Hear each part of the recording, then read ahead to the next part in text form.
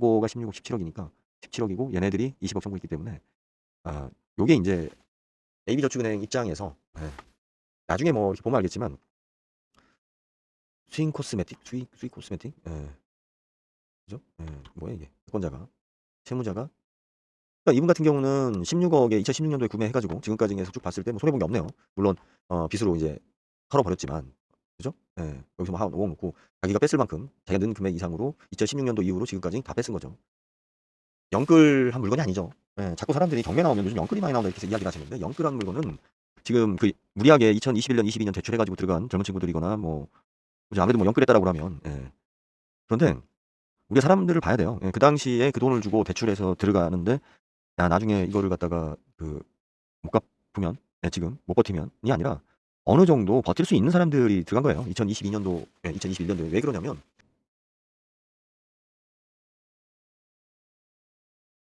안녕하세요. 아이고 이게 지금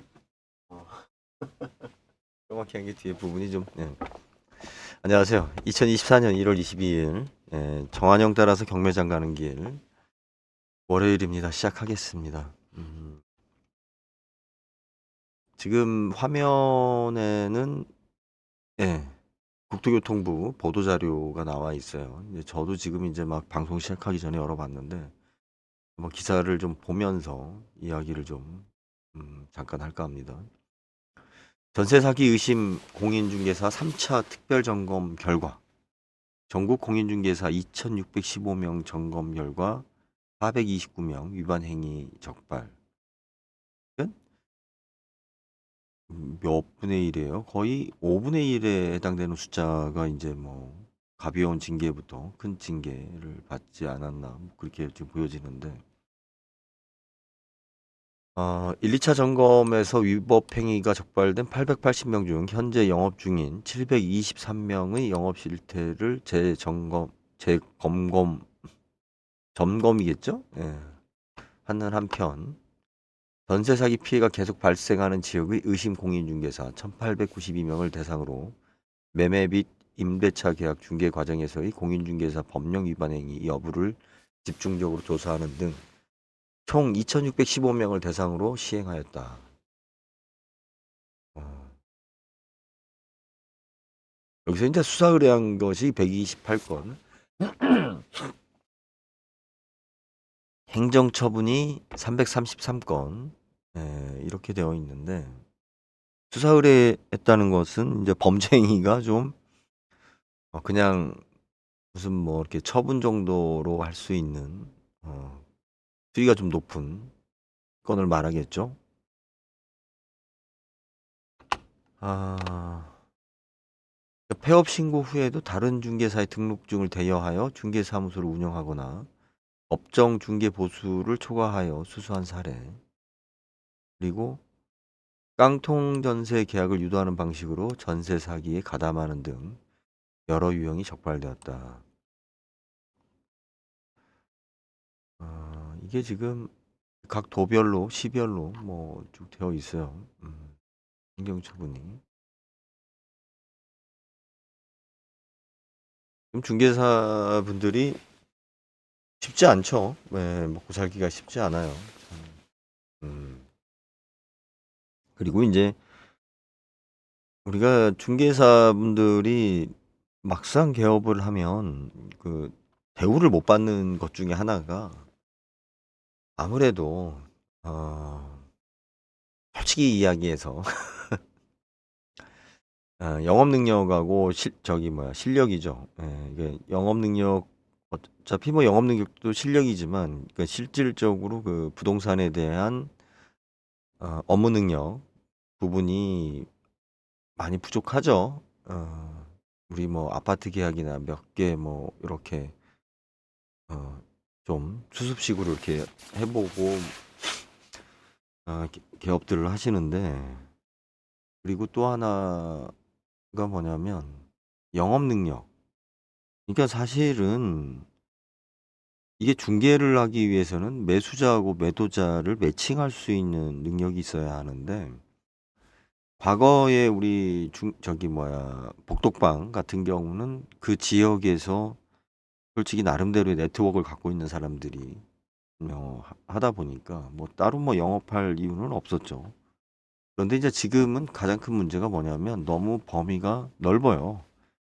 그러니까 누가 이사 올지도 모르고 또 한 지역에 누가 물건을 팔려고 하는지도 모르고 이 속에서 이제 그냥 사무실에 찾아오는 사람을 상대로 영업을 하거나 뭐 네이버나 뭐 각종 매체를 통해서 이제 매물 가지고 홍보를 해서 물건을 소개하다 보니까 전파력이 약하죠. 예. 참 어려운 분야예요. 지금 뭐 변호사나 뭐 법무사도 어려운데 뭐 공인중개사 같은 경우는 또 개업한 사람들도 많고 또 국민들의 정서가 그 신뢰를 많이 못하죠. 근데 뭐 이제 아마 그 좀 특화된 집단들이 좀 나타날 거예요. 예, 이렇게 법인 형태로 중개법인 형태로나 아니면 개인이어도 어떠한 그 지금처럼 뭐 이렇게 중구난방식으로 예, 우리 공인중개사 뭐 복덕방이라 저희 중개사 사무실 차려놓고 이렇게 오는 손님을 받고 이러는 것이 아니라 진짜 그 좀 이제 사이즈가 커지는 예. 또 현대 사회에서는 뭐 사이즈가 결국은 또 경쟁력이기 때문에 중개 분야 같은 경우는 특히 시급하죠. 예.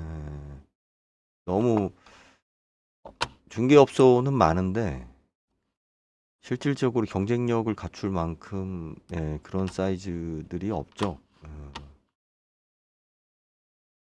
어, 지금 이제 우리 전세 사기가 많이 있었던 인천 지역 그쪽 부천 뭐 이쪽으로 수원이라든지 아, 월세 수요 뭐 임대 시장이 많았고 또 이제 좀 소득 수준이 아무래도 좀 예, 적은 쪽 이런 쪽에 그 전세 사기가 많이 있었는데 거기가 지금 이번에 전세 사기 사건 터지면서 뭐 중개사들도 마찬가지고 또 소비자들의 불신도 커지고 근데 이게 이제 어떠한 또 다른 기회가 될 거라고 저는 보여져요. 예, 그래서 그런 지역 중심으로 좀 그 이렇게 사이즈가 큰 중개법인들이 앞으로는 나타날 거라고 보여지고 또 사이즈가 커야만이 지금은 소비자들 입장에서 봤을 때 그 신뢰할 수 있는 부분들이 좀 생기죠. 어, 그건 우리 지금 길거리에서 파는 그 할머니들 뭐 봄에 미나리라든지 뭐 각종 그 이렇게 이제 들판에서 나오는 뭐 야채 같은 거, 뭐 도라지 같은 거 이런 거 까서 파는 할머니들. 예. 예전에는 뭐 많이 있었죠. 많이 있었고 또 그분들이 직접 채취를 해서 갖다가 파는 것도 있었고. 근데 지금은 많이 없어지는 이유 중에 하나가 일단 신뢰도가 떨어졌죠. 할머니들이 파는 물건에 대해서. 예전에는 뭐 이렇게 나이 드신 할머니가 속이겠냐 이렇게 싶었는데 실질적으로 중국산 갖다가 뭐 이렇게 갖다 팔거나 어 특히 봄에 인제 봄나물 나오기 시작하면 뭐 모르시는 분들 계실 거예요. 어 시골에서 그 약을 합니다, 봄에. 과수 밑에. 약을 많이 하기 때문에 거기서 나오는 그 봄나물 같은 거는 채취를 안 하죠. 안 하는데 외지에서 오는 그 할머니들이 그 채취를 해 가요, 팔기 위해서.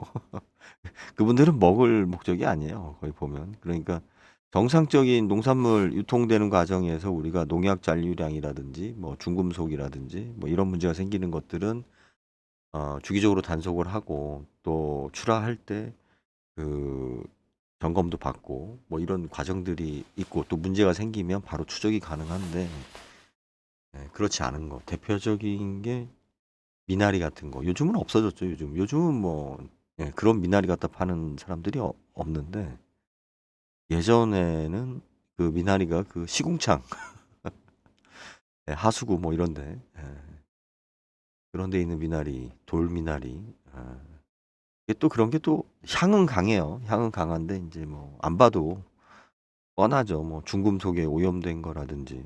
예. 그랬는데 뭐 두부 같은 경우도 요즘은 사실은 그 소규모로 이렇게 만들어서 파는 사람들 물건을 신뢰할 수가 없어요. 예전에는 대규모로 만들어서 파는 물건들, 공장에서 만들어서 파는 물건들을 신뢰할 수가 없었죠. 얘네들이 이제 영업적으로 뭐 이렇게 그 수익을 많이 남기기 위해서 뭐 이상한 첨가물을 넣거나 뭐 이렇게 장난을 많이 쳤으니까. 그런데 우리가 이제 규제가 강화되면서 이제 반대 현상이 나타나고 있어요. 그러니까는 어 예전에 얼마 안 돼서 그 제주도에서 뭐 무슨 과자 같은 건가 뭐 빵인가 뭐 만들어 가지고 우리밀로 사용해서 뭐 어떻게 만들어서 인터넷으로 이렇게 하는 과정에서 그 제품에 문제가 있어 가지고 소비자들은 인터넷의 명성을 보고 이게 수제품이다 해 가지고 막 인기가 있었는데 나중에 막상 알고 보니까 아주 저질 하급의 물건을 가지고 그런 블로그나 이런 저기 뭐야 소셜 미디어 통해 가지고 판매했다가 이제 문제가 된 경우가 많죠. 그러니까 이게 모든 분야에서 이제는 그 규모의 경제학이 단순히 생산성을 높이기 위한 규모의 경제학이 아니라 그 소비자로부터의 어떤 그 신뢰를 담보할 수 있는 그런 보증서처럼 또 그래야만이 마케팅이 되고 그래서 공인중개사들도 지금 현재 이제 개인들이 하던 중개 형태에서 지금 많이 지금 이제 벗어나고 있죠. 아무래도 그 뭐 중개사분들이 그 가입하는 공제 가지고는 보상이 안 돼요. 액수로는 뭐 1억, 2억 뭐 그러는데 예, 그거는 그 사람 한 사람이 사고 친 모든 건에 대한 보증보험 저기 뭐야 그 보상이기 때문에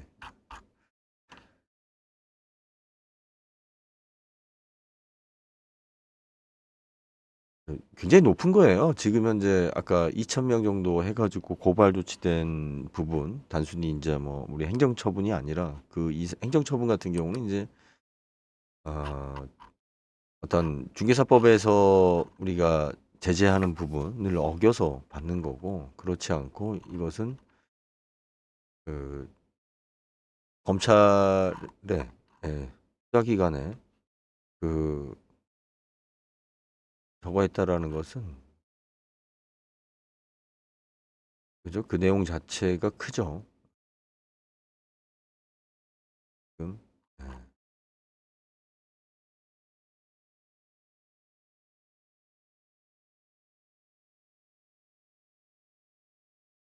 수사 의뢰라는 게 이제 결국은 이제 기소 의견으로 이제 넘겼다라는 얘기지만 전체적으로 봤을 때는 굉장히 큰 비중이에요. 중개사 전체 그 대상 중에 이 정도 걸렸다는 것은 아, 이제 뭐 이런 문제들이 자꾸 생기면 나아지겠죠. 예, 경매 물건 이야기하기에 좀 이제 좀 피로도가 저도 쌓여서 잠시 지금 딴 얘기를 좀 했습니다. 아,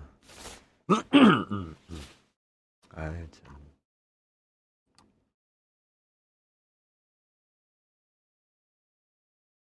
오늘 경매가 지금 이제 거의 뭐 끝났겠죠? 12시니까 많이 끝났을 거예요. 오늘 물건을 한번 보죠. 자, 잠깐만요. 오늘이 예, 서울 동부, 춘천 강릉, 지금 뭐 수원은 아직 진행 중이네요. 창원, 충주, 청주. 근데 이제 어쩔 수 없이 서울로 가겠습니다.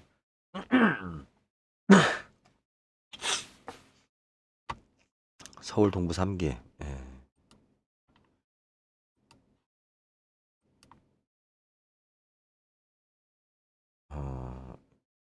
1월 22일.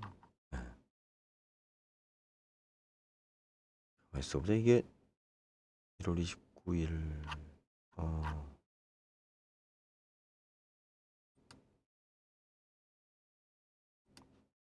서울 동부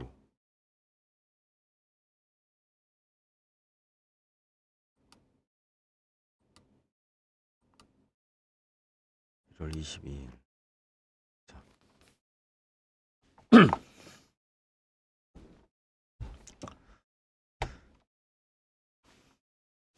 다세대 빌라인데 뭐 조회수는 많아도 예, 이거는 뭐 벌써 4%까지 떨어졌다라는 얘기는 이제 그동안 유찰의 수가 길었으니까 예, 조회수가 많을 수밖에 없는 거고. 도시형 생활주택이네요. 42,300. 도시형 생활주택이 그 이명박 정부 때 시행이 됐어요. 그때 제가 이 마이크를 처음 잡았는데 예, 블로그 쓰다가 이제 마이크로 유튜브 유튜브보다도 유튜브에 별로 올리지 않았어요. 그때는 팟캐스트 쪽에 예, 업로드를 많이 했는데 그때 도시형 생활주택에 대해서 뭐 이러쿵저러쿵 예, 했지만 일단 집을 많이 공급한다라는 이유로 예, 도시형 생활주택을 허가를 이제 새로운 법을 만든 거죠. 완화하는 형태로. 기존 형태에서는 건축하기가 어려우니까 완화하는 형태로 했는데 그 완화 부분이 가장 큰 흠결이 뭐였냐면 주차장 대수에 대한 그 범위를 줄여주는 거였어요. 제 기억으로. 예, 그래서 제가 이걸 좀 신랄하게 그 당시에 이제 비판을 했던 게 2020년도에 건축했네요. 사용 승인이. 한참 후에 예, 건축이 된 건데 이 법이 시행되고 나서 이 도시형 생활주택이 갖고 있는 가장 큰 문제점은 뭐냐면 주차장이 없다는 거예요. 그러니까 주차장을 법적으로 의무사항을 갖다가 완화를 시켜주면 방을 더 많이 지을 수 있으니까 그죠? 뭐가 돼요? 수익률이 더 좋다. 그러니까 임대 수익이 더 좋으니까 건물 져서 새 놓으면 되지 않냐. 좀 이런 논리예요. 우리 그 필로트 부분에다가 저기 뭐야 예전에 문제됐던 건 요즘은 이제 그런 경우는 많이 없는데 그 필로트 부분에다가 주차장을 넣어야 되는데 법적으로 그래야만이 뭐 그 저기 뭐야 용적률에 이제 부합하는데 여기를 갖다가 이제 건물을 져놓고 나중에 거기를 무슨 이렇게 창고 형태나 아니면은 오히려 또 이제 뭐 방을 하나 더 들여가지고 예, 이렇게 해서 임대해 놔가지고 그것에 대해서 뭐 이제 임차권에 대한 대항력이 있느냐 뭐 또 그것이 불법 건물인데 뭐 이런 문제들이 20년 전에는 많이 발생했어요. 예. 그런데 그 당시에 건설업자들이나 중개인들이 그 집주인을 어떻게 꼬셨냐면 필로트식으로 해가지고 실질적으로 용적률의 제한이 있으니까 우리가 이제 어, 임대할 수 있는 주택을 더 방을 더 뭐야 건축을 하려고 그래도 법적으로 제한을 두고 있으니까 그리고 이제 그런 데가 다 도심지잖아요. 그러니까 방 한 칸이라도 더 짓자고 그래야만이 월세가 더 많이 나온다. 이런 식으로 해서 어떻게 했습니까? 불법 개조를 해가지고 했단 말이에요. 지금 현재 그 우리 베란다 확장해가지고 뭐 불법 건물이라고 제가 며칠 전에 녹음했었던 그런 옥상 부분을 확장해가지고 예, 방을 더 넓게 해가지고 불법 건축물로 단속되는 예, 그런 사례처럼 예, 필로트 부분도 많이 했어요. 근데 문제는 뭐냐면 그런 건물들이 당장은 그 시점에서 봤을 때는 뭐 방을 갖다가 예를 들어서 6채를 임대를 놓는 것보다 뭐 7채, 8채를 놓으면 건축비 조금 더 들여서 월세 수입이 더 들어오니까 더 좋은 거 아니냐. 문제는 그렇게 되면 주거 환경이 떨어지죠. 주거 환경이 떨어지면 어떤 사람들이 들어와요? 주거 환경이 더 떨어지면 더 싸게 이용할 사람들이 들어오는 거죠. 이게. 내가 의자를 아무리 많이 갖다 놓는다고 해도 사람들이 너무 협소하고 좁으면 오히려 이제 회피할 거 아니에요. 그러니까 주차장 같은 경우도 우리 건물에서 주차장이 없게 되면 차를 끌고 다닐 수 없는 소득 수준에 있는 사람들이 들어와요. 그러면 되게 보면 뭐 여성분들이거나 아니면 소득 수준이 낮아서 뭐 이렇게 하는 사람들이 이제 입주를 하겠죠. 그렇게 되면 질적으로 점점 떨어지죠. 이게 더 빨리. 예. 내가 수익을 더 빨리 내기 위해서 뭔가 그 효율성을 높이게 되면 거기에 부합되는 다른 대가도 항상 수반된다는 거죠. 그런데 이제 되게 보면 컨설팅 하는 거를 이렇게 가만히 보면 그런 식으로 컨설팅을 해요. 눈에 뭐 당장 이렇게 해서, 그러니까 계산이죠. 이렇게 방학 하나를 더 드리고 뭐 이런 식으로 하면 어 수익률이 더 높다. 우리 그 농작물도 마찬가지예요. 농작물도 내가 그 생산성을 높이게 되면 거기에 부합되는 대가도 따르죠. 그렇잖아요. 예. 우리 총량인데 어떤 요령만 가지고 생산성을 무조건 높일 수는 없는 거죠, 이게. 그래서 도시형 생활주택은 제가 그 당시에도 이거를 처음 졌을 때부터 신랄하게 비판했던 이유가 뭐냐면 유통기한이 굉장히 짧습니다. 네. 그 생각처럼 임대를 뭐 맞출 수 없다 뭐 이런 얘기를 했었던 게 기억이 나는데, 그리고 특히 이제 도시형 생활주택을 젊은 사람들한테 분양해서 많이 팔아먹었어요. 예. 이제 직장 다니고 돈 조금 모은 사람들한테 당시에 뭐 이런 것도 이렇게 해서 장만하면 싸니까 월세가 얼마 나온다 뭐 이런 식으로 꼭 기억하십시오. 제가 그 반비례합니다. 우리가 그러니까 뭐냐면 수익률이 높으면 유통기한이, 그러니까 유효한 시간이, 그 수익률을 만들어낼 수 있는 그 시간이 짧아질 수밖에 없는 거예요. 수익률이 높은 건. 아무리 좋은 상품이어도 수익률이 높으면 경쟁자가 저렇게 돈 되는 걸 갖다가 놔두겠어요? 따라오지? 수익률이 적은 것은 경쟁자들이 시장 진입을 하려고 하지 않아요. 왜? 얼마 안 남는데 뭐 자기까지 들어가서 경쟁하면서까지 덤핑해가지고 손해보면서 어, 경쟁할 필요가 못 느끼기 때문에. 우리 서울 지역의 임대주택 같은 경우가 이제 그런 형태입니다. 이제 특정 지역에 어떤 노동자들이 많이 몰리거나 학생들이 많이 몰리거나 직장인들이죠. 직장인들이 많이 몰렸을 때 임대 수입이 좋다 이거죠. 그러면 생각보다 그 시간이 오래 못 가요. 굉장히 짧게. 자기는 그 건물을 줘서 내가 노후에 이렇게 월세를 받아가면서 뭐 10년, 20년 살다가 뭐 재개발이 되거나 건물값을 받고 팔으면 되지 라고 생각하는데, 거의 대부분은 내가 그런 마음을 먹고 건물을 짓는 순간 수익률이 급격하게 떨어집니다. 왜? 지금 현재 주택이 부족한 거지, 방이 부족한 거지, 내가 건물을 준비해서 완공해가지고 공급할 때쯤 되면, 그죠? 똑같이 어디선가, 어디선가, 어, 내가 집을 완공하기 전까지는, 그렇게 원룸이 안 보이던 것이 갑자기 다 나타나죠. 어디선가. 다 다른 사람들도 똑같은 그 시장을 보고 있기 때문에. 그래서, 어, 내가 월세도 많이 받고, 미래에도 그 어떤 재산적인 가치가 있는 어떤 그런 거 자체를 처음부터 기대하면 안 돼요. 그거는 운이에요, 운.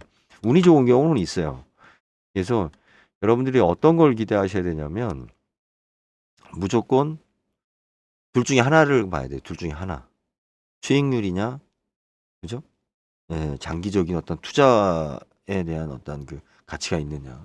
이렇게 좀 둘 중에 하나를 보고 나중에 그 이상의 알파가 생겼다. 그러면 그냥 그건 좋은 거죠. 예. 그래서 이것도 되고 저것도 되고 또 거기에다가 싸고 좋은 거, 이런 거 찾으려고 하기 때문에 실질적으로 엉뚱한 거, 그러니까 엉뚱한 거를 찾는다는 게 뭐냐면 그런 건 줄 알고 선택한 것들이 뭐가 돼요? 다 그런 걸 알고 소개받은 게 사기가 되죠. 사기성. 예. 아, 도시형 생활주택단지형 다세대 근린생활, 이렇게 되어 있는데, 예. 거의 뭐 회피 대상 1호입니다. 회피 대상 1호고 굉장히 슬로마가 빨라요. 이런 집들은. 그렇다고 해서 그러니까 미래의 판자촌이 될 집이죠. 예, 우리 저기 뭐야 쪽방 그죠? 7, 80년대에 쪽방이 지금은 뭐 나이 드신 분들, 갈 데 없는 분들, 이런 노숙자에 가까운 분들이 그 쪽방에 살고 있지만 우리가 그 쪽방이 형성됐었던 시점으로 돌아가 보면 그분들이 살았던 게 아니에요. 도시에서 나름대로 그냥 경제 활동하면서 소득 수준이 낮았던 사람들이 살던 곳이에요. 예. 그것도 아쉬워서 젊은 사람들이 들어가 살던 곳입니다. 저희 부모님 세대부터 보면. 그 당시에 지어졌던 집이 아직도 있어요. 제가 어렸을 때 서울에 있었던 그 기억 속에 있었던 집이 지금도 있더라고. 예. 도시형 생활주택이 이제 그런 쪽방촌을 대신하게 되는 그런 형태가 될 겁니다. 그리고 그 생활형 숙박시설도 근데 이제 생활형 숙박시설도 거의 뭐 비슷해요. 예.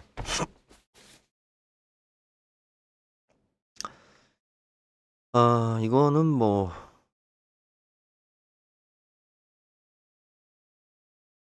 뭐예요 이게?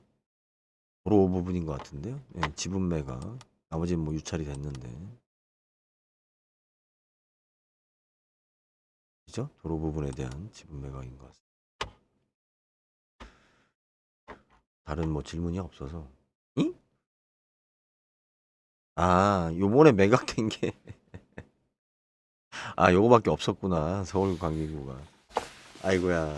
그럼 뭐, 오늘 입찰하러 온 사람이, 경매장이, 자, 보세요. 이거 한 명 입찰을 했어요. 1,100만 원에. 그런데 이분은, 강제 경매고, 예.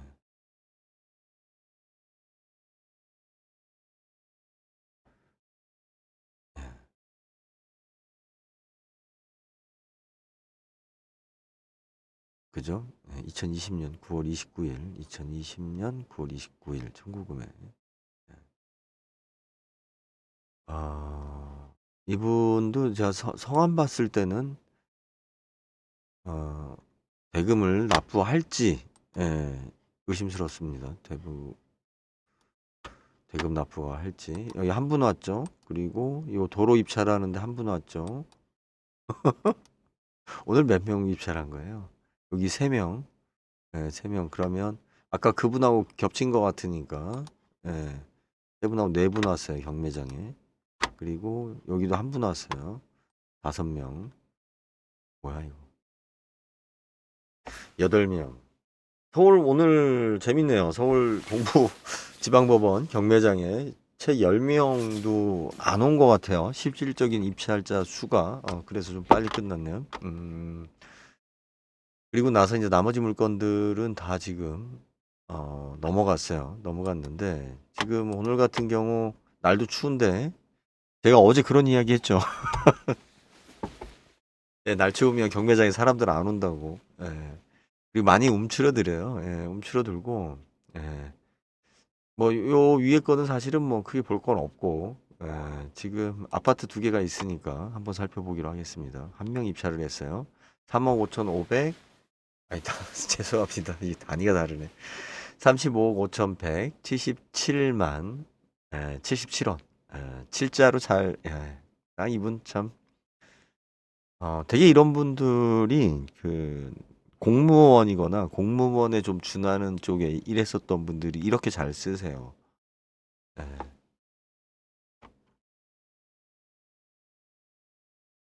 이제 나름대로 의미 부여한 거죠. 숫자에 의미 부여를 한 거고 지금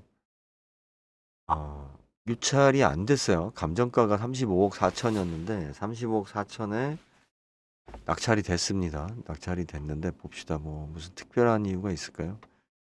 아, 지금 대지권이 건물값보다 대지 가격이 좀 많이 좀 비싸게 잡혀 있네요. 2008년도에 승인한 거니까 이 당시에 입주를 했었으면 이게 건물이 좀 큰 건데 36평, 40평대니까 그래도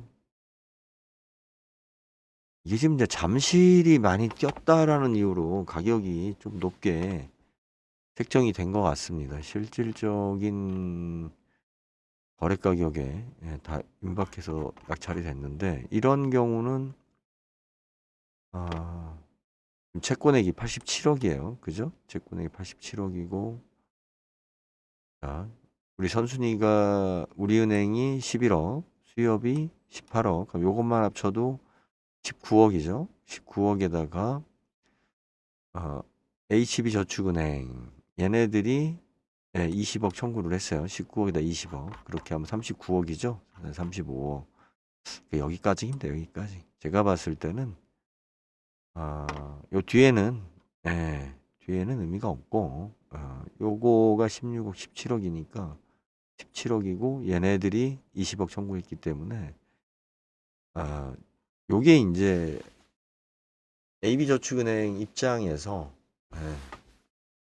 나중에 뭐 이렇게 보면 알겠지만 스윙 코스메틱, 수익 코스메틱, 그죠? 뭐야 이게? 채권자가, 채무자가, 그러니까 이분 같은 경우는 16억에 2016년도에 구매해가지고 지금까지 해서 쭉 봤을 때 뭐 손해 본 게 없네요. 물론 빚으로 이제 털어버렸지만, 그죠? 여기서 뭐 한 5억 놓고 자기가 뺐을 만큼 자기가 넣은 금액 이상으로 2016년도 이후로 지금까지 다 뺐은 거죠. 영끌한 물건이 아니죠. 자꾸 사람들이 경매 나오면 요즘 영끌이 많이 나온다 이렇게 해서 이야기를 하시는데, 영끌한 물건은 지금 그 무리하게 2021년, 22년 대출해가지고 들어간 젊은 친구들이거나 뭐 그죠? 아무래도 뭐 영끌했다라고 하면 그런데 우리가 사람들을 봐야 돼요. 그 당시에 그 돈을 주고 대출해서 들어가는데, 야, 나중에 이거를 갖다가 그 못 갚으면, 지금 못 버티면이 아니라 어느 정도 버틸 수 있는 사람들이 들어간 거예요. 2022년도, 2021년도에. 왜 그러냐면, 이런 이제 2순위권, 3순위, 그러니까 우리 2금융권이나 3금융권이라고 할 수 있는 뭐 이제 이런 데서 돈을 빌려가지고 내가 고점에 매수한다? 이건 굉장히 어려운 일이에요. 쉽지 않아요. 그 사람이 바보가 아닌 이상. 그러면 대개 보면 뭐냐면 1금융권에서 대출을 받고 자기가 있는 돈을 상당수의 금액을 넣은 사람들이거든요. 그러니까 실질적으로 더 이상 집값이 안 오르고 떨어진다고 하니까 이제 어떻게 보면 즐거움이 없는 거지. 희망이 없고 기분이 다운돼서 그런 거지. 경제적으로 지금 그 2022년도, 2021년도 그 아파트를 구매한 사람들을 보면, 어, 완전 빚으로만 구매한 것이 아니라, 나름대로 소득 활동을 하는 사람들이, 구매를 했기 때문에, 그 사람들 물건이 이제 쉽게 경매에 나오진 않죠. 다만 보유하고 있는 사람들이 힘들 뿐이죠. 그런데 이제 자꾸 이제 언론에서는 영끌이라는 단어를 쓰면서 우리가 그 속에서 젊은 친구들이 뭐 투기할 욕심에 바보 같은 사람들이 빚을 내서 샀다. 이걸 갖다가 우리 또 아파트값 폭락론 이야기하는 사람들은 또 조롱을 하면서 이야기를 해요. 이야기를 하는데, 대부분 경매 나오는 물건들은 이런 경우가 되게 많습니다. 내가 과거에 아파트를 샀고 중간에 올랐다라고 하니까 그거 가지고 대출을 늘리는데, 1금융권에서는 대출을 안 늘려주니까 점점 이자가 비싼 금융기관으로 갈아타면서 대출을 늘리고 버티다가 이제 손들어 버리는 거죠. 음, 상당히 높게 낙찰이 됐어요. 그래서 이거는 이것도 뭐 체크를 한번 해볼게요. 잔금 납부를 할지.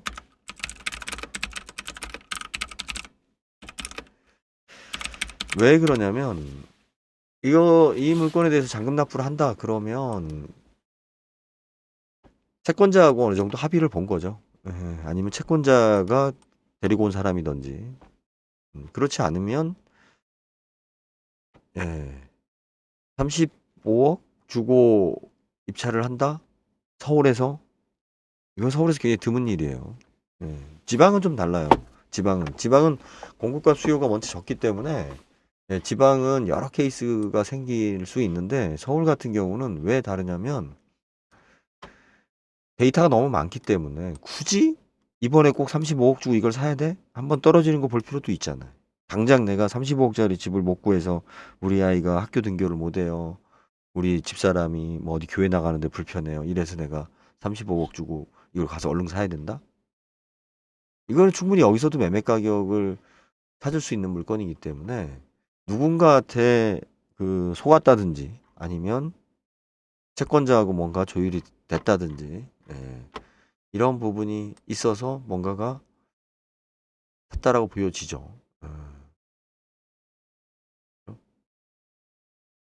이게 크게 높게 잡힐 이유가 없어요. 여기 매각 사례에서 보면 이것도 좀 예, 과거일 테고 현재 분위기에서 30억짜리를 이렇게 쉽게 산다. 이건 조금 예, 의심이 가는 부분입니다. 자, 요 세 명이 입찰을 했죠. 입찰하는 걸로 봤을 때는 이게 지금 극히 좀 정상적으로 보이지 않아요? 84% 정도니까. 그러면 이게 지금 가격 시점이 언제요? 2022년 보존 등기가 2005년이죠. 예, 2005년. 왜 이렇게 많이 안 빠졌냐? 84%면 제가 이야기했죠. 예, 최근에 3, 4년 전에 분양된 물건하고 예, 3, 4년 전에 분양됐었던 물건하고 10년 이전에 분양된 물건하고 그러니까 10년 이전에 분양된 물건으로 봤을 때는 지금 요 물건 같은 경우는 가격이 뭐 그냥 딱 봤을 때는 뭐 여러 가지 이유가 있어야겠지만 예, 그냥 숫자상으로만 봤을 때는 좋은 가격으로 낙찰을 받았다라고 보여집니다. 이게 더 빠질 거다? 예, 어렵죠. 예, 일단 건물 평수가 있고요. 34평이고 그리고 그 언제예요? 이게 2005년이죠. 2005년. 가격은 2022년 가장 비싼 시점으로 잡았다라고 하더라도 실질적으로 이게 평수 대비 지금 11억대니까 평당 3천 정도의 낙찰을 받은 거기 때문에 홍동구 위치를 좀 볼까요? 요 정도 사이즈 요 정도 되려면 뭐 그래도 단지 규모가 좀 있어야겠죠? 그렇죠? 다 주변에 홍동구 동국대학교 이쪽 성수도 위쪽이니까 서울의 숲에서 무난해 보이는 가격입니다. 전체적으로. 자, 거래가액이 2020년도에 13억에 거래가 됐어요. 13억. 그죠? 근데 2020년보다 지금 낮은 가격으로 형성이 되었죠. 됐지만 분양가는 훨씬 더 낮았다. 청구 금액이 15억 4천. 대부업. 그러니까 얘네들이 지금 여기 12억을 청구했는데 청구한 금액보다 더 낮아요. 그럼 얘네들 입장에서 봤을 때는 잘못하면 원금도 못 찾을 수 있죠. 앞에 이제 우리 당해세라고 해서 세금 부분이 또 좀 경매 진행 비용, 세금 부분 뭐 이런 부분이 빠지게 되면 그래서 어찌됐든 경매장 썰렁 낙찰된 게 물건도 많이 안 나왔기 때문에 그랬던 것 같습니다. 오늘 이 경매가 몇 개예요? 오늘 어,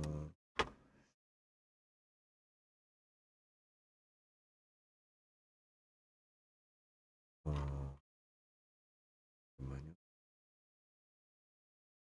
아, 자,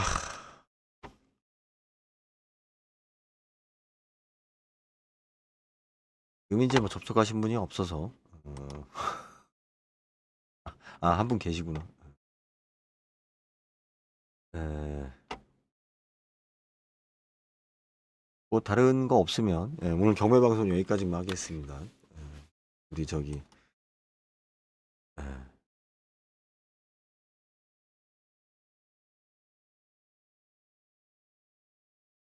다른 질문 없으시죠? 다 나가셨어요.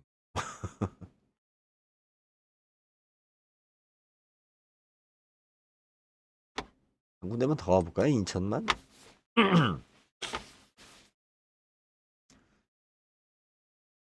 글쎄요, 서울 동부 3개. 오늘 서울 동부에 물건이 그렇게 있어봐. 제가 이거 별 5개를 찍었나요? 아까 그죠? 하여튼 입찰하러 온 사람이 10명도 안 됐습니다. 서울 동부 지역에. 인천 한번 볼게요. 인천도 날이 갑자기 추워졌는데 오늘 입찰한 사람이 얼마나 있었나. 다 유찰되고 뭐가 하나 매각이 됐네요. 입찰한 사람 1명입니다. 1명. 이번 물건도 2명. 성함이 김원수, 안태수. 어차피 뭐 2명. 안태수 님도 같은 분인 것 같아요. 지금 보니까 2명이서 다 경쟁했네. 그죠? 3명. 마연 4명. 이름이 다 다른 걸로 봐서는 한 5명 정도가 물건 하나에 5개 물건 가지고 이제 입찰을 했고요. 근데 가만있어 봐. 이게 오늘이 아니잖아. 잠깐만. 1월 22일. 이거 언제야? 그죠? 이거 아니죠? 그러니까 실질적으로 오늘 1명이었습니다. 1명. 1명이었고 싹 다 변경됐네요. 우리가 제가 항상 경매장 가기 전에 뭘 봐야 돼요? 경매가 지금은 1월 22일이니까 얘네들이 어디 갔어요? 길래요. 문건 송달래요.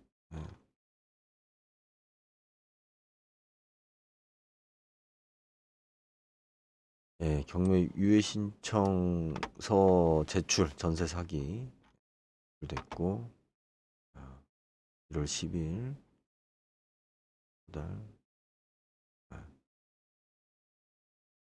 전세 사기다 해서 지금 들어왔는데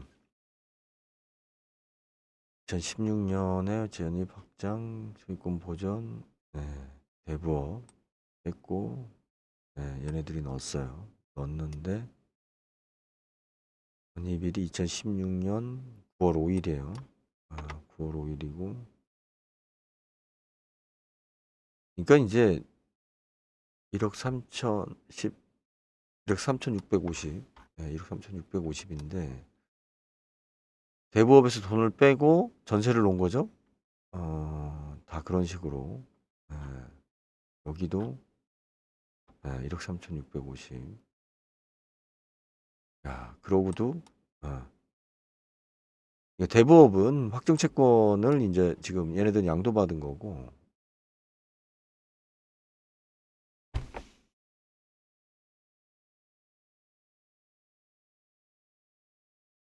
요거는 잠깐 볼까요? 건물등기부등본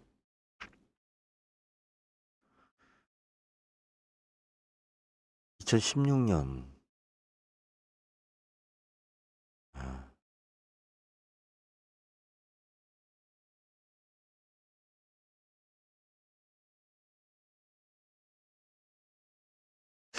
자, 이거를 아마 이게 지금 이제 미분양 아파트가 많아지면 이렇게 지금 일들이 좀 진행이 되죠. 현재 지금 민간 임대 아파트가 이제 이럴 가능성이 좀 높습니다. 사기라고 이야기할 수가 없는데 지금 이제 민간 임대로 아파트를 짓고 그죠? 추후에 이제 나중에 뭐 한 10년 후에 이제 분양한다라는 조건으로 되게 보면 이제 민간 임대 아파트가 전세로 놓는단 말이에요. 월세가 아니고. 그런데 이제 이 사람들이 그 전세를 가지고 이제 공사비나 뭐나 이제 이런 걸 털어버리겠죠. 털어버리고 나서 과연 나중에 이제 아파트 값이 오르지 않으면 기존에 있었던 전세로 살고 있던 사람들이 나간다고 했을 때 보증금을 줄 수 있느냐. 거의 다 문제가 생겨요.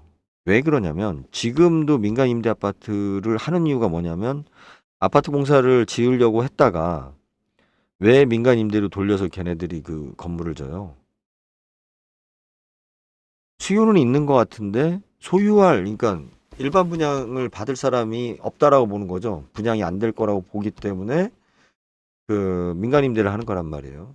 그러면 다른 주변에 있는 아파트보다 경쟁력이 떨어지는 아파트일 수밖에 없는 거죠.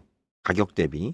그러기 때문에 미분양이 될 것 같고, 미분양이 될 것 같으니까 우리가 민간 임대로 갖다가 돌려가지고 이제 전세로 사람들을 이제 모집한단 말이에요.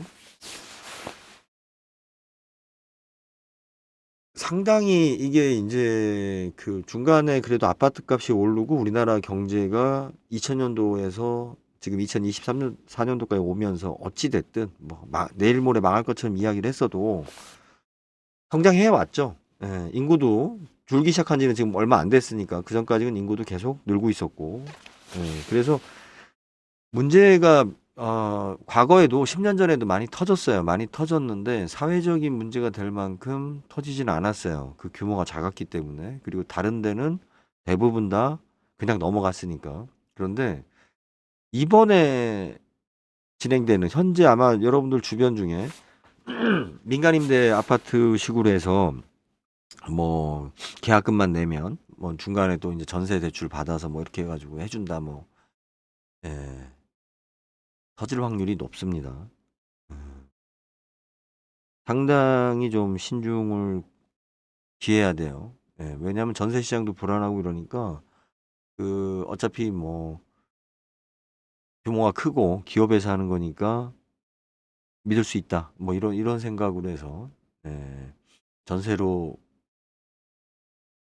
예, 계약하시는 분들이 있는데 저는 좀 반대예요. 예. 지금 현재 아파트값 분위기로 봤을 때는 내가 그 집을 만약에 전세로 들어가도 내가 산다라는 생각으로 가면 좀 얘기가 달라요.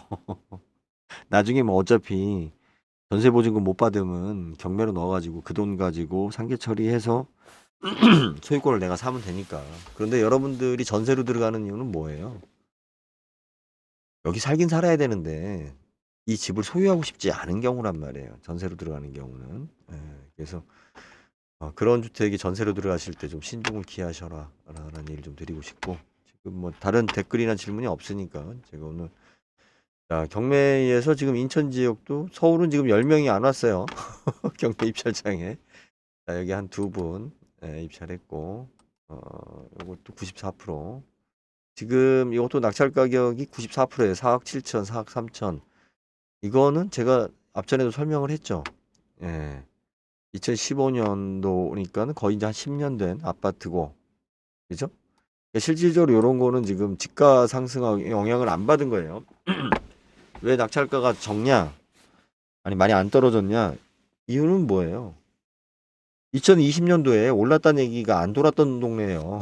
2020년에 올랐다라는 이야기가 없었기 때문에 떨어질 것도 없는 거예요. 지금 많이 떨어져서 나타나는 아파트들은 대개 보면 2020년, 21년, 22년까지 올랐다라고 줄기차게 떠들었던 동네들이죠. 예, 그렇지 않은 동네들은 그때도 오르지 않았었던 아파트는 지금도 떨어지지 않는다. 어차피 바닥이고, 어, 아무래도 여기 인천 남동구라는 지역의 특성과 소득 수준으로 봤을 때 5억 이하대 아파트이기 때문에 좀 인기가, 예, 있을 수밖에 없는, 예, 아파트고, 가격대도, 예, 뭐 극히 정상적인 가격에 낙찰이 됐다라고 보여집니다. 면적, 우리가 아파트 사이즈로 봤을 때 평당 1,500 정도이기 때문에, 예, 극히 더 뭐 떨어지고 뭐하고 할 수 없는, 예, 아파트 가격이에요. 우리 폭락론 이야기 하시는 분들은 막 마치 뭐 다 떨어질 거니까 그때 사면 돼. 막 이런 식의 막 말을, 무책임한 말을 하는데, 대개 보면 지금까지 집을 가지고 있지 않다라고 하면 소득 수준이 어느 정도예요? 여러분들이 10억이나 20억짜리 아파트를 살 수 있는 분이세요? 그래서 이제 집값 떨어지면 살려고 지금까지 안 산 거예요. 아니잖아요. 거의 다 보면 5억 이하대예요. 예, 5억 이하대이기 때문에 이걸 갖다가 내가 지금 청약을 해서 새 집으로 갈 거냐, 아니면 방금 전에 본 인천 그 남구에 있던 그 5억 이하 정도의 아파트를 구매할 거냐라고 볼 때 떨어질 부분이 없습니다. 지금 오늘 낙찰된 아까 저런 아파트 값은 떨어질 수가 없어요. 어차피 그 가격 자체가 공구리 값이기 때문에. 클린 주택. 유동화 전문 회사가 들어와 있으면 좀 싸게 낙찰이 안 된다고 제가 얘기를 드렸죠. 미용원하고 소매점 주택 5억대 29명. 왜 29명이나 입찰을 했겠어요? 이 동네에서 가장 많은, 그러니까 이 동네에 거주하시는 분들의 소득 수준 대비 가장 많이 접근할 수 있는 금액이에요. 이 금액대가. 그러니까 어떤 특정한 금액대에 사람이 많이 몰린다 그러면 그런 가수요가 있다라고 우리가 예측할 수가 있죠. 우리가 강남 같은 경우는 뭐 10억, 20억짜리인데도 막 사람이 10명, 20명씩 달라붙죠. 근데 시골로 가면 10억짜리가 10억짜리에 뭐 한 명, 뭐 두 명 이렇게 입찰하죠. 그러니까 물건값이 많이 떨어지면은 사람들이 많이 붙는 것도 있지만 그 동네에 그 지역에 소비가 될 수 있는 사이즈의 건물이냐, 이걸 우리가 좀 봐야 돼요. 그래서 소득 수준이 낮은 지역에 굉장히 고가의 물건이 나왔다. 그건 아무래도 낙찰될 확률이 낮죠. 가격이 많이 떨어지겠죠. 소득 수준이 높은 지역에 가격이 싼 물건이 나왔다. 그러면 입찰자가 많겠죠, 우리가 생각하기에. 근데 또 그렇지 않은 수도 있어요. 왜? 그 사람들이, 거기 사는 사람들이 선호하지 않는 물건, 관심 없는 물건, 자기네들 소득 대비 뭐 저런 걸 해, 뭐 이렇게 우리가 생각할 수 있는 물건도 있기 때문에, 이렇게 우리가 그 좀 상상력을 발휘를 해가면서 물건을 좀 해석을 할 줄 알아야 돼요. 지금 요거는 4층 400이요. 엘리베이터가 있나? 건물 봐서는 없을 것 같은데. 이 당시에 2001년도면 엘리베이터가 없는 관리 상태도 좀 그렇죠. 그런데 얼마에 낙찰이 됐어요? 1억에 낙찰이 됐어요. 1억 800에. 왜 그랬을까? 문동혁. 자, 보세요. 이름이 문동혁이죠. 동일인이에요. 동일인이에요, 동일인. 지금 여기 아마 잘못 적은 거라고 보여져요. 제가 봤을 때는. 자, 요렇게 되는 경우. 예전에 제가 이제 그 상담 많이 했었던 전세, 특히 애들 뭐 저희 서울로 유학 보내거나 아니면은 어쩔 수 없이 전세로 사시는 분들이 이제 간혹 상담을 물어보세요. 그러면 제가 이제 이야기 드렸던 거는 뭐 근저당이 있고 없고 막 이런 얘기들을 많이 하세요. 근데 그게 문제가 아니고, 이 물건 보니까 생각이 나는데, 법적으로는 아무 문제 없습니다. 그렇게 전세로 들어가시면 돼요. 전세로 들어가시면 되는데, 그 대신에 단서가 있습니다. 무슨 단서요? 잘못되면 그냥 그 집을 사셔야 됩니다. 그 돈으로. 제가 지금 방금 전에 민간 임대 아파트에 대해서 설명을 했죠. 그랑 같은 맥락이에요. 이것도. 그래서 아직 내가 젊고, 그리고 내가 삶의 거주지를 지금 정할 입장이 아닌, 특히 나이가 어릴수록 우리가 인생 살다 보면 어떤 변수가 생길지 모르잖아요. 이런 걸 생각한다라고 하면 좀 부담스러워도 월세로 시작을 해야 좀 자유롭습니다. 내가 어떤 그 이주를 할 때 월세 내는 게 어려워서 이제 전세로 이제 많이들 이렇게 생각을 하는데, 전세로 갈 때 우리가 법적인 관계만 분석하지 마시고, 그건 왜 제가 저한테 상담받는 게 다릅니다라고 제가 이야기하는 부분이 뭐냐면, 여러분들 지역에 어디 가서 아파트 전세 얻고 막 이렇게 할 때 상담을 해 보세요. 뭘 이야기하나? 법률적으로 내가 보증금을 받을 수 있습니까? 이것만 이야기를 해요. 예. 그다음이 있는데 그건 법률적인 부분이고 그때 현실이 됐을 때는 이러이러한 문제가 생긴다. 그걸 감수하고도 들어가겠느냐. 우리가 이 부분에 대해서 고민을 해야 되는데 어 그런 상담을 해줄 사람이 없죠.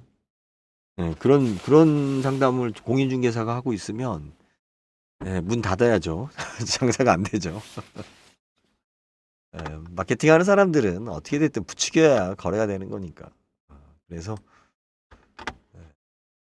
내가 뭐 어제 그 얘기했죠. 뭐 이렇게 댓글이나 이런 거 봤을 때 저에 대해서 여러분들이 아파트값 폭락하지 않을 거라고 제가 이야기하는 바람에 뭐 불만 섞인 뭐또 이야기를 이렇게 하고 가시는 분들이 있던데 그분들도 그분들도 부동산 도장 찍을 때는 부동산 계약할 때는 여러분들이 그 유튜버 중에서 정확하게 그 물건에 대해서 여러분들 마음에 들게 설명해 줄 수 있는 사람이 있을까요? 그냥 그 무당 점쟁이 굿하듯이 이야기하는 거예요. 이래서 저렇고 저래서 저렇고. 실질적인 해결 방안을 제시할 수 있는 사람 제가 봤을 때는 없어요. 5억 8,500. 예, 이것도 한번 봅시다. 가격이 87%예요. 그렇게 많이 안 떨어졌죠. 아까 제가 이야기한 인천 지역의 5억대 물건에 아까 그거는 5억 밑에 물건이었죠. 좀 사람이 많이 몰린 물건은 요거는 5억이 약간 넘어가는 물건이죠. 그러면 인천 지역에서는 요 지역에서는 5억을 기점으로 수요층이 많이 갈린다. 예, 5억 밑으로 나왔을 때는 사람들의 수요가 좀 많은 편이고 그만큼 여기가 소득 수준이 좀 낮아서 그래요. 5억 위로 갔을 때는 확실히 사람이 적다. 예, 그러면 어떻게 써야 되는 거예요? 내가 5억 이상의 물건을 입찰하는 입장에서는 가격을 좀 타이트하게 써야죠. 왜? 어차피 입찰할 사람이 많지 않기 때문에 적은 가격 차이로 예, 승부가 나요. 음. 지금 9999 썼는데 이분은 조금 좀 네. 그죠? 9999 구자로 이렇게 마무리하시는 분. 예. 이분한테 옆에서 바람 넣으면 이분은 6억 써요. 예. 6억 씁니다. 마음이 벌써 6억에 가 있는 분이에요. 예. 그런데 이제 요즘 아파트 값이 많이 떨어진다. 뭐 이런 거 여러 가지 감안해서 어, 여기에서 절제를 하신 것 같아요. 이분은 사고 싶은 거야 지금. 예. 여기서 1억만 더 쓰면 올라가잖아요 금액이. 아 그래봤자 2만 원밖에 안 올라가는구나. 예. 자, 우리가 아파트가 몇 년도에 저기 했는지 이제 봅시다. 2019년도죠. 2019년도 사용 승인이 2018년도. 그러니까 2018년도고 지금 보면 우리가 신한은행에서 4억 2,300이었죠. 2019년도 분양 받았을 때 신한은행에서 4억 2,300이었기 때문에 어떻게 돼요? 분양가가 이 당시에 5억이 넘었었던 거죠. 5억이 넘었었는데 2022년도까지 뭐 아무것도 못하고 이렇게 한 걸로 쭉 봤을 때는 이 지역의 아파트가 예, 거래 사항이라든지 뭐 분양 사항에서 실질적으로 분양 가격 이상으로 평가를 못 받은 거의 예, 그런 것 같아요. 크게 뭐 평수 대비 크게 비싸게 분양한 것도 아니고 가격대는 뭐 낙찰 가격은 사실은 조금 아쉬움이 좀 있어요. 차순위 금액이 적정하지 않았나 이렇게 좀 보여집니다. 30%씩 떨어뜨렸기 때문에 5억 3천이었기 때문에 실질적으로 그죠? 거의 뭐 분양가나 분양가 밑이 아닐까 싶어요.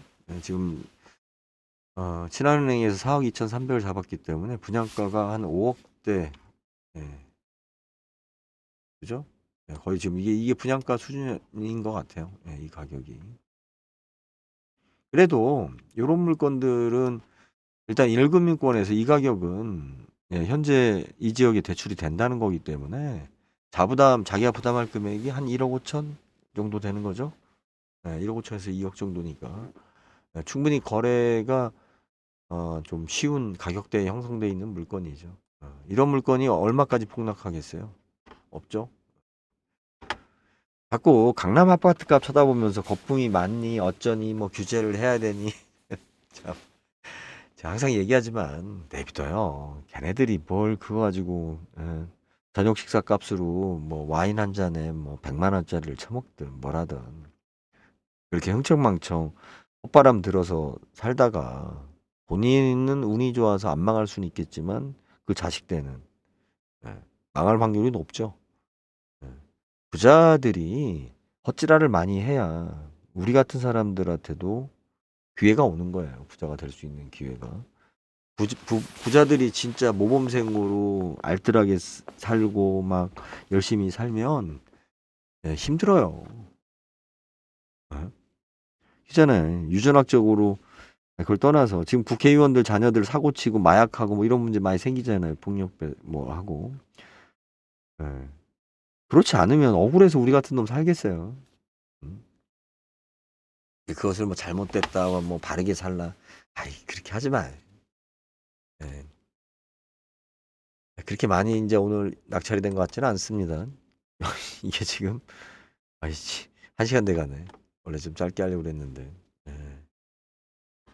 예. 댓글은 없어요. 자, 1억 2,200인데 8,500에 낙찰됐습니다. 입찰자 2명이고요. 예전 같았으면 입찰자가 조금, 예, 몰릴 수도 있었겠죠. 가격대가 좀 저렴한 물건이니까. 근데 이제 2010년도, 예, 10년도에 건축된 물건이고, 저, 예, 지저분해요. 동네가 어쩔 수 없어요. 에이.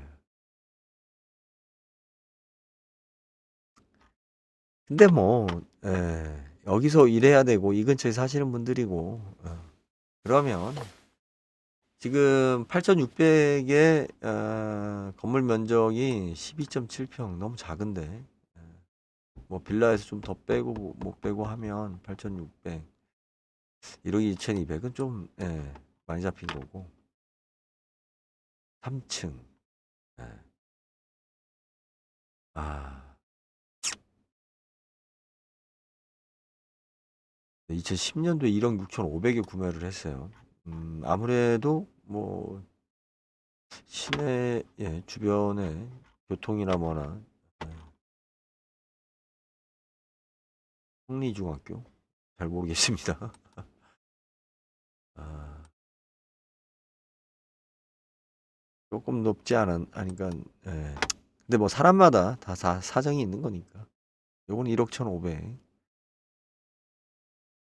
가격대는 비슷하죠, 지금. 아까 이전 거하고. 근데 이거는 건물이 좀 더 되지 않았나? 보존 등기? 예, 그러네요. 이거는 2001년도네요. 1년도고 1억 1,500. 손민지. 내가 봤을 때는 인수한 것 같아요. 그죠? 어떻게 된 겁니까? 내가 전세에 대한 것을 갖다가 어쩔 수 없이, 그죠? 내 전세금 가지고 어쩔 수 없이 내가 인수한 거죠. 예, 단계 처리하고. 근데 어차피 인수에서도 내가 여기 살아야 되고 인수 안에서도 살아야 되는 거잖아요. 그냥 방 안 빼고 그냥 있으면 되죠.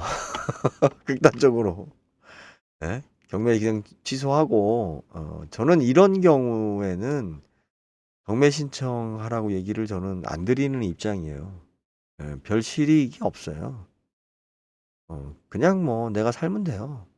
살면 되고, 이게 우리가 소유권이 나한테 넘어온다라는 것은 좋은 일일 것 같아요. 여러분 예를 들어서 내가 차가 필요 없는데 서울 시내에 살고 있는데 에쿠스 있죠, 에쿠스. 아주 뭐 전형적인 모델이잖아요, 에쿠스가. 시 크고 유지비 많이 들어가고 수리하기 어렵고 수리비 장난 아니에요. 제네시스보다 에쿠스가 훨씬 더 많이 들어요. 그 하체 부분이 에쿠스가 그 에어쇼바이기 때문에 100%다 뭐 한 10만 킬로 타면 고장 납니다. 에쿠스를 누군가 줬어요. 그러면 여러분들은 주차장에 보관해야 된다는 하는 부분과 매년 세금과 보험료를 내야 되는 부담이 작용하죠. 우리가 그래서 폐차를 하는 거예요. 자, 부동산을 내가 이걸 가지고 있어요. 네? 이렇게 해서. 그러면 어떤 일이 생겨요? 나는 일단 생애 최초 주택에 대한 청약을 못 해요. 그죠? 내가 죽어서 나의 유족들이 상속을 거부하지 않는 이상은 또 짐이 돼서 넘어가요, 이게. 어차피 내 돈은 내가 지금 보증금을 1억 1,500을 걸었기 때문에 어떻게 되어 있어요? 내가 지금 여기 점유할 수 있는 권한은 있는 거잖아요. 네. 아,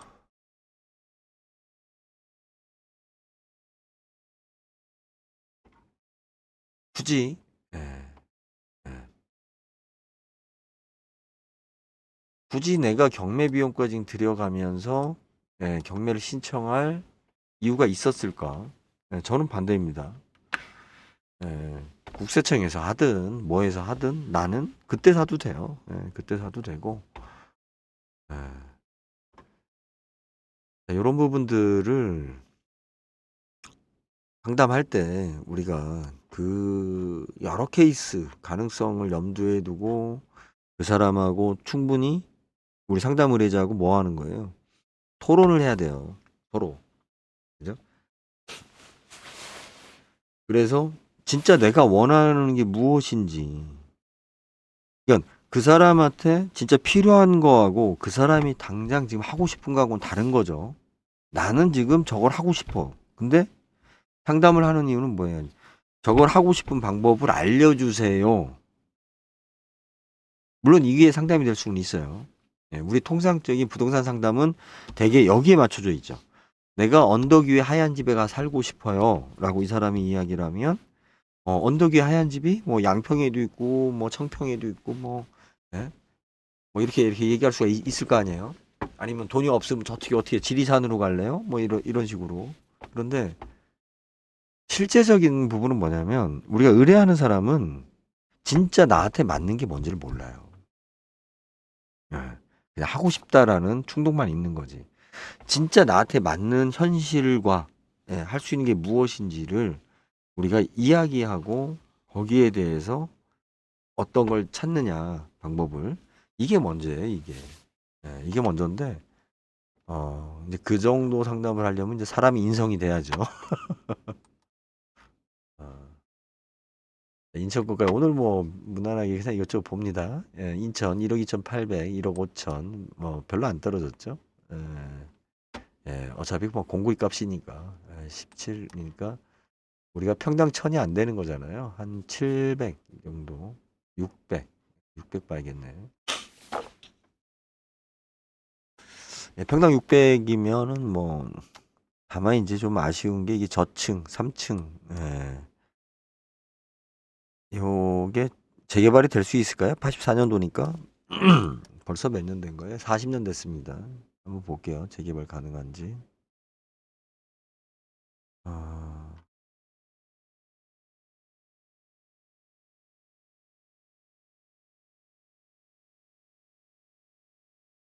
규모나 뭐 사이즈, 예,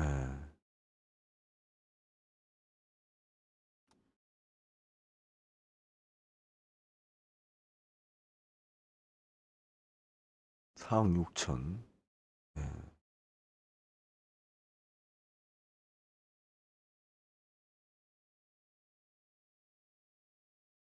여기가 남동구에서 남동구청역이고 여기가 뭐 그렇게 뭐 저기 규모나 사이즈 봤을 때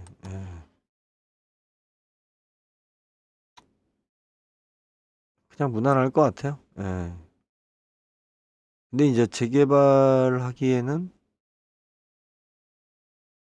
예, 조금 어렵죠.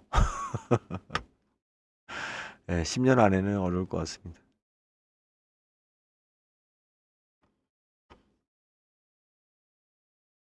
자, 나머지 다 취하됐고요. 예, 인천권까지 다 봤어요. 인천권까지 다 봤는데 별로 입찰자가 많지 않다. 그리고 이제 크게 그냥 우리 그냥 평범하게 낙찰되고 있다. 서울에 오늘 경매장에 사람이 없다. 뭐 이 정도로 하고 일단 녹화 끝내겠습니다. 감사합니다.